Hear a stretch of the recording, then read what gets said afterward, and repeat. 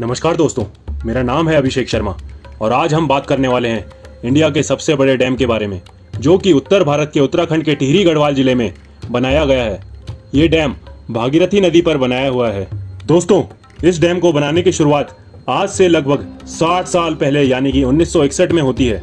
जैसा कि मैंने आपको बताया कि इंडिया का ये सबसे टॉलेस्ट डैम है और पूरे वर्ल्ड में 12th टॉलेस्ट डैम पे आता है। भागीरथी नदी पर जो ये डैम बनाया गया है, ये एक एम्बैंकमेंट डैम है।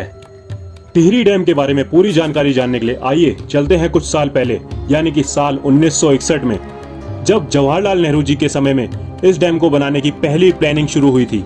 उसके बाद साल 1972 में इसकी प्लानिंग के आधार पर इसका डिजाइन 600 मेगावाट कैपेसिटी की इलेक्ट्रिसिटी प्रोड्यूस करने पर बनाया गया। फिर कुछ साल बाद यानी साल 1978 में इस डैम की कंस्ट्रक्शन शुरू की गई, लेकिन फिर फाइनेंशियल प्रॉब्लम्स, एनवायरमेंटल प्रॉब्लम्स और कई ऐसी सोशल प्रॉब्लम्स के चलते इसमें देरी हुई। फिर साल 1986 में टिहरी डैम बनाने के लिए यूएसएसआर से टेक्निकल और फाइनेंशियल हेल्प मिलती रही। दोस्तों, यूएसएसआर यानी सोवियत यूनियन, जिसे union of Soviet socialist republics कहा जाता है, कुछ समय तक यूएसएसआर से टेक्निकल और फाइनेंशियल हेल्प टिहरी डैम को बनाने के लिए मिलती रही, लेकिन कुछ साल बाद कुछ राजनीतिक कारणों से इसमें कुछ बाधाएं आने लगी। इस प्रोजेक्ट को सबसे पहले इसे उत्तर प्रदेश के इरिगेशन डिपार्टमेंट के गाइडेंस में रखा गया था। फिर साल 1988 इस बांध को बनाने के लिए टिहरी हाइड्रो डेवलपमेंट कॉर्पोरेशन को बनाया गया, यानी कि THDC, और इसके बाद इसमें 75% फंड्स फेडरल गवर्नमेंट द्वारा और बाकी के 25% फंड्स स्टेट गवर्नमेंट द्वारा मिले, क्योंकि उस समय उत्तराखंड राज्य का जन्म नहीं हुआ था। उस समय यह क्षेत्र उत्तर प्रदेश में आता था।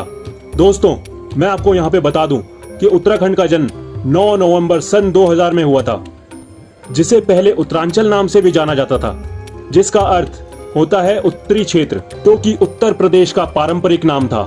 दोस्तों, उत्तराखंड एक बहुत ही प्यारा और सुंदर राज्य है, जिसकी राजधानी देहरादून है। इसे देवों की भूमि, देवभूमि भी कहा जाता है, जहाँ हर साल दुनिया के हर कोने से कई करोड़ पर्यटक आते हैं। तो अब वापस आते हैं टिहरी डैम पे। दोस्तों, इस डैम की ऊंचाई 260.5 मीटर है और इसकी लंबाई 575 मीटर है। यहाँ पर अगर इसकी चौड़ाई की बात करी जाए तो इसकी शिखर की चौड़ाई 20 मीटर है और इसके आधार की चौड़ाई 1128 मीटर की है।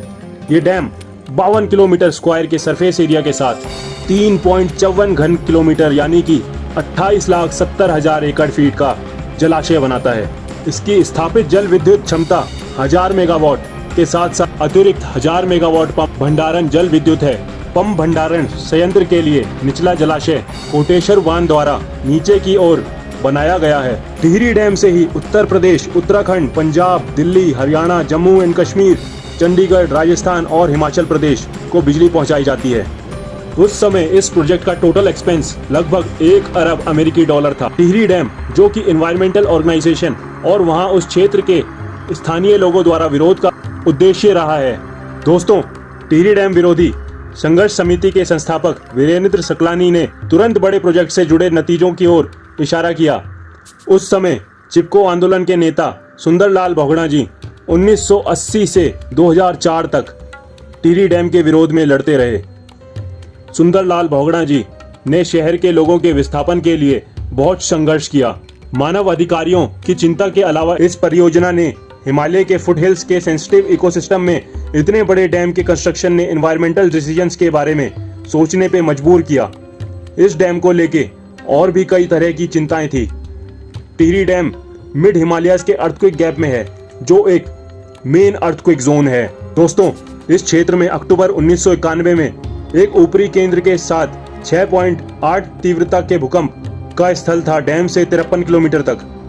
डैम के समर्थकों का कहना है कि उस जगह को 8.4 तीव्रता के भूकंप का सामना करने के लिए डिजाइन किया गया है, लेकिन कुछ अर्थक्वेक साइंटिस्ट ये भी कहते हैं कि इस एरिया में 8.5 या उससे अधिक तीव्रता वाले भूकंप आ सकते हैं। अगर ऐसा कभी हुआ तो डैम के टूटने से नीचे की ओर के कई शहर इसके पानी से डूब जाएंगे, जिनकी पॉपुलेशन लगभग आधा मिलियन है। दोस्तों, यहाँ पे मैं आपको बता दूं कि आधा मिलियन यानी इन शहरों की पॉपुलेशन लगभग 5 लाख है, जिनको इसके टूटने से सबसे ज्यादा नुकसान होगा।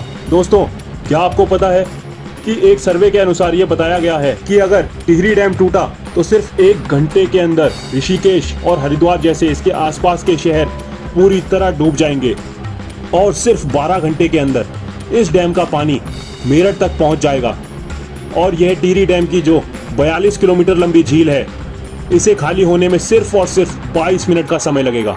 दोस्तों, इस डैम की कंस्ट्रक्शन चलते कई लोगों ने काफी ऑब्जेक्शन उठाए और कई लड़ाइयां भी लड़ी, इसीलिए इस प्रोजेक्ट को बनने में काफी समय लगा और इस तरह साल 2006 में यह डैम बनकर तैयार हुआ। दोस्तों, क्या आपको मालूम है कि जहां पे आज ये टिहरी डैम की झील है, वहां उस जगह पे कभी एक पूरा शहर बसा हुआ था जिसका नाम पुराना टिहरी था। जब ये शहर डैम बनाने के लिए पूरी तरह जलमग्न किया गया, तब यहाँ के लोगों को दूसरी जगह विस्थापित करने के लिए एक नया शहर नई टिहरी बनाया गया। पुरानी टिहरी के कई लोगों को यहाँ के नजदीकी क्षेत्र जैसे ऋषिकेश, हरिद्वार, देहरादून में भी बसाया गया। दोस्तों, पुरानी टिहरी में जो ये झील बनी हुई है, आज ये झील लाखों पर्यटकों के लिए एंजॉयमेंट का केंद्र बन चुकी है, जहाँ पर आज कई तरह की स्पोर्ट्स एक्टिविटीज होती हैं, जैसे paragliding, kayaking, water skiing, parasailing, boating, camping, rock climbing और ऐसी कई एक्टिविटीज होती हैं। इस झील में अब कई फ्लोटिंग हट्स भी बनाई गई हैं, जिसका आनंद लेने दूर दूर से टूरिस्ट आते हैं।